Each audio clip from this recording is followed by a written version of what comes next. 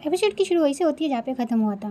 Teacher अपनी mom की बातें सुनकर परेशान हो जाती है और वो कहती है कि मॉम मैं अभी नहाने जा रही हूँ। ये कहकर वो वहाँ से जारी होती है। फिर टीचर की मॉम टीचर से कहती है कि सुनो, अगर वाकई में उसके डैड निर्दोष है तो फिर उनके पास सबूत का फिर कोई गवाह तो होगा ना।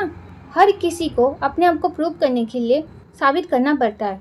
हर किसी को अपने किए की जिम्मेदारी लेनी पड़ती है, जैसे कि तुम्हें इस केस को डिफेंड करना है। ये सुनकर टीचर अपनी मॉम से कहती है कि देखिए मॉम, ये काम मेरा है तो इससे जुड़े हुए फैसले भी मैं ही लूँगी।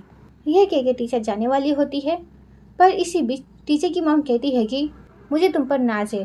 भले मैंने तुम्हें आज तक बताया ना हो टीचर, मैं मानती हूँ कि मैंने आज तक तुम्हारी करियर को खुलकर सपोर्ट नहीं किया है, पर तुम्हें इतना कामयाब देखकर मैं बहुत खुश हूँ। जब भी तुम कोई केस जीतती हो, ये बात मैं अपने दोस्तों को और मोहल्ले वाले को भी बताती हूँ कि मेरी बेटी ने केस जीता है। तुमने अपने लिए एक सही फैसला लिया है। तुमने ये साबित कर दिया है कि तुमने अपनी फैमिली बिजनेस को छोड़कर तुम्हारे वकील बनने का फैसला बिल्कुल सही था। पर अब ये पागलपन क्यों टीचर? सिर्फ उस लड़के के लिए तुम अपना सब कुछ दांव पे लगा रही हो और तुम मुझसे ये उम्मीद करती हो कि मैं तुम्हें समझूं और तुम्हारे गलत फैसले में मैं तुम्हारा साथ दूं।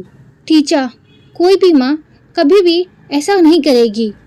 ये सुन के टीचर अपनी मॉम से कहती है कि मॉम, टीचर इतना कही पाती है कि इसी बीच उसकी मॉम कहती है कि इन सब से सिर्फ तुम पर असर होगा बेटा। अगर तुम्हें मेरी परवाह नहीं तो ना सही, पर कम से कम तुम अपने डैड के बारे में तो सोचो।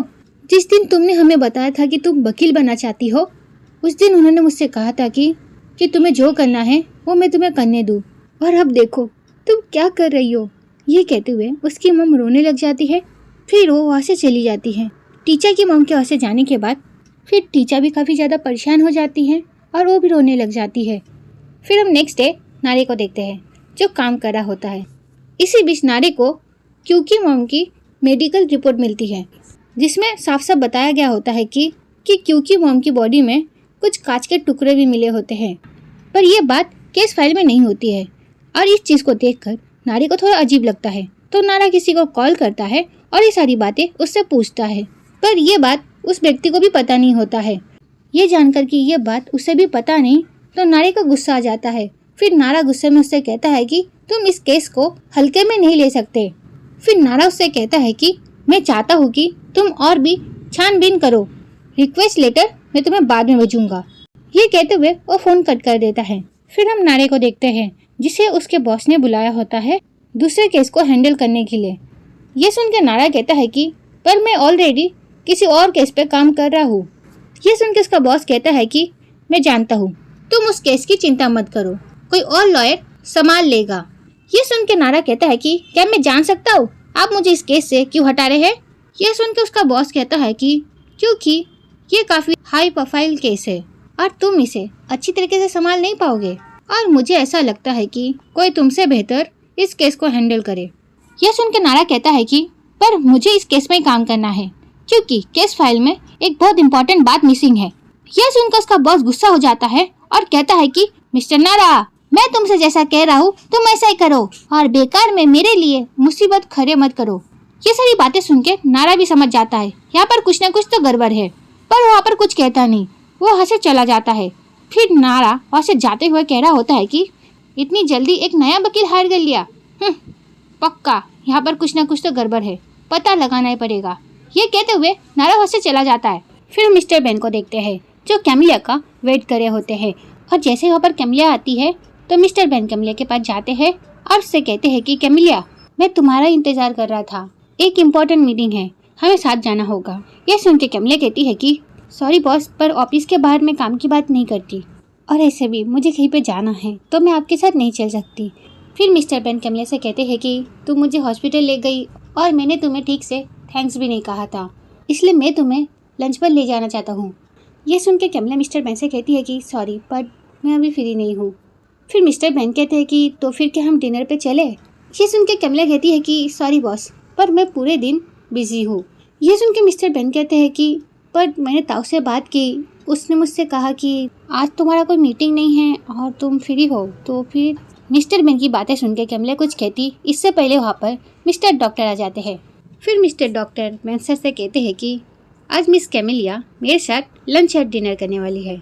फिर कैमिला मिस्टर डॉक्टर के साथ वहाँ से निकल जाती है और बेंसर बेचारे उन्हें देखते रह जाते हैं। फिर ऐसी यहीं पे कट होता है। फिर हम कैमिला और मिस्टर डॉक्टर को साथ देखते हैं। फिर मिस्टर डॉक्टर कैमिला से कहते हैं कि मुझे नहीं पता था कि तुम दोनों एक ही बिल्डिंग में रहते हो, शायद इसलिए तुम दोनों इतने करीब हो, क्यों है ना। ये सुनकर कैमिला कहती है कि ऐसी कोई बात नहीं। फिर मिस्टर डॉक्टर कैमिला से कहते हैं कि पर तुम उनके लिए पूरी रात हॉस्पिटल में रुकी थी ना। फिर कैमिला कहती है कि फिर से ऐसा कभी नहीं होगा। ये सुन के मिस्टर डॉक्टर कहते हैं कि हाँ मैं सब समझता हूँ। ये सुन के कैमिला मिस्टर डॉक्टर को देखने लग जाती है और उनसे कहती है कि ऐसा क्या समझ लिया आपने। फिर मिस्टर डॉक्टर कहते हैं कि मुझे ऐसा लगता है कि डॉक्टर और वकील के बीच सब कुछ कॉमन होता है, क्यों है ना। क्योंकि वकील फैक्ट्स पे ध्यान देते हैं और डॉक्टर बीमारियों के सिम्टम्स पे ध्यान देते हैं। दोनों ही सिम्टम्स पे ध्यान देते हैं, ना कि इमोशनल पर। तो जब भी कोई बात होती है जिसमें इमोशनल शामिल हो, हमें तब समझ ही नहीं आता कि हम इसमें क्या कर सकते हैं। हमारा दिमाग हमसे कहता है कि हमें उसी वक्त रुक जाना चाहिए, पर ये दिल नहीं मानता ना। मुझे भी नहीं पता कि मेरे मन में जो फीलिंग्स है उन्हें मैं नज़रअंदाज कैसे कर सकता हूँ। नज़रअंदाज करना, ये चीज़ तुम्हें करना तो आता है पर तुम कर नहीं पाती। इसलिए मैं तुमसे बस यही कहना चाहूँगा कि तुम बस अपने दिमाग से सोचो, तुम अपने दिल से सोचना बंद कर दो। ये सारी बातें सुनने के बाद कैमिला भी सोच में पड़ जाती हैं। फिर ऐसी नहीं पे कट होता है। फिर हम क्यू के फादर को देखते हैं जेल में। क्यू के पापा से क्यू मिलने आया होता है, जिस वजह से क्यू के पापा को क्यू से मिलने के लिए लाए होते हैं। फिर क्यू अपने पापा को देख के कहता है कि कैसे हैं आप पापा। ये सुन के क्यू के पापा कहते हैं कि हाँ मैं ठीक हूँ, मेरी चिंता मत करो तुम, ये जगह उतनी भी बुरी नहीं है। फिर क्यू कहता है कि डैड मैं आपको यहाँ से निकाल के रहूँगा, आप टेंशन मत लीजिए। ये सुन के क्यू के पापा कहते हैं कि ठीक है। तो ये वीडियो यहीं पे ख़त्म होती है। नेक्स्ट पार्ट के लिए कमेंट करना। Okay bye bye.